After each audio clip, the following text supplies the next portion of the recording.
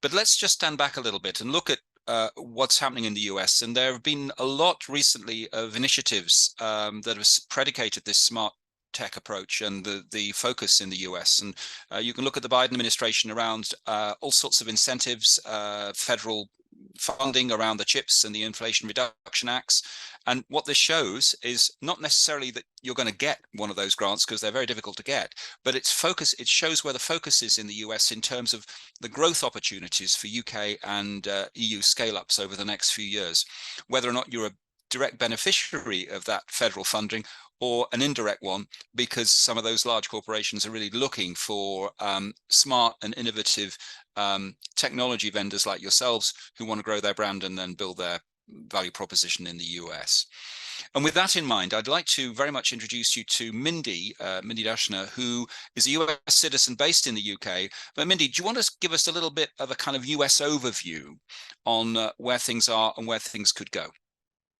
Yes, absolutely. Thank you. Thank you, Mark, for allowing me to join. I will just give a little brief snip on myself in the fact that, yes, I am a US citizen, but I have lived in the UK, particularly London, for almost 30 years, both as an entrepreneur in health tech, but also working in large global organizations, mainly benefits and insurance. So I cover kind of a different aspect and have worked extensively in bringing companies into the States. So, as a little bit of background and touching a little bit on what Chris has said, I think it's really important to understand just the size and the context of what's going on in the States. So, if we looked at, the global GDP, and then we took energy, which is the burgeoning one, and healthcare, that represents about 20% of global GDP sitting in these two verticals, healthcare being bigger than actually energy. So, from a perspective of the market and where we're actually going, this is absolutely huge on a global scale. If we looked at from a spending perspective, particularly in healthcare, we've got 63% in public sector and 37% in private sector on a global scale. The important thing is, what does this represent moving into the States?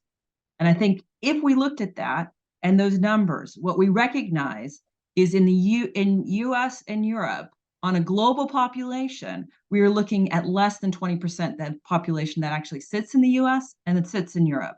So these numbers are going to start to stack up, which is why the US is such an interesting place to invest. In the US, as a percentage of global GDP spend, which the global GDP spend in healthcare is 10.4 trillion. In the US, that represents 45% of that spend. It's huge. Yeah. If we looked at Europe, of that 10.4 trillion, we're looking at approximately 25%. So the US is a huge market in relationship to its spend in regards to healthcare. And this is an absolute growing market. Some of the statistics, just to show you why it's important to always have your finger on the pulse and look at what's going on. If we looked at healthcare expenditure over the last 10 years to 20, what we're seeing right now, and this is largely due to a lot of changes with regards to what's going on with lifestyles, people living longer, comorbidity, insurance, the insured market, private versus public. But what we're seeing right now is 20 years ago, Europe and the US, from kind of healthcare expenditure, sat at around 6 to 7% of GDP. Now what we're actually seeing is in the States, it's 16. So that's doubled within 20-year period. And what we're seeing, if we look at Europe, I mean, there's a little bit of variation, but if we took an average number, we're looking around 10%. So the US is far outstripping expenditure with regards to healthcare. Then if we just looked at on a GDP, on a per capita basis of the spend, US is 11,000 US dollars. And again, if we looked at Europe, it's more like 6,000. So you can clear straight away see a huge economic divide in regards to the amount of money being spent and where. And obviously, a large degree is that's because we have a private system versus quasi private public in Europe. I think what Mark had said is what's really interesting also, and I think this is driven by several factors, but COVID and also turbocharging innovation, because I think what has been recognized everywhere, but it's where you put your money where your mouth is, so to speak, is that the States is actually saying we are going to spend quite a lot of money to make sure that we are at the forefront of innovation and that we're driving a workforce that has the skill sets to be competitive moving into the future. And we're not seeing the level of spend in Europe as we are seeing it in the US. So to put that in context, Mark talked about what the federal government, and this is the Biden-Harris administration in 2022, put forward, and it got approved, and it's now being delivered through the Economic Development Administration out of the Department of Commerce, 10 billion US dollars to be allocated over the next 5 years.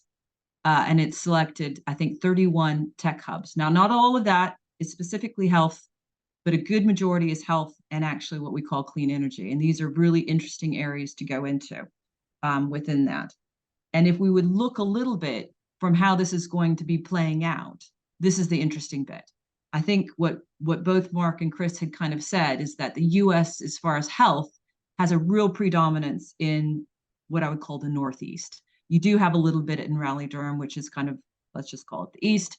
You have quite a bit in California going on. But what we are seeing with some of these new health hubs is we're seeing a direct money being dropped, what I would call the Heartland or Central.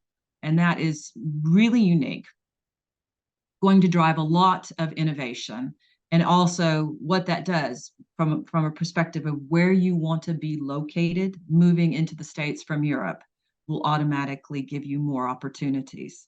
And also some younger companies may want to be located in some of these newer tech hubs because of the opportunity for grants and also the infrastructure that's going on to support in these areas. So I'll kind of leave it a little bit at that. But I think what we're really seeing here and what we haven't seen yet in Europe is the size and the scale of the investment, which correlates to the size and the scale of money being spent in healthcare. And that is truly, truly unique to the States. So I'll leave it at that.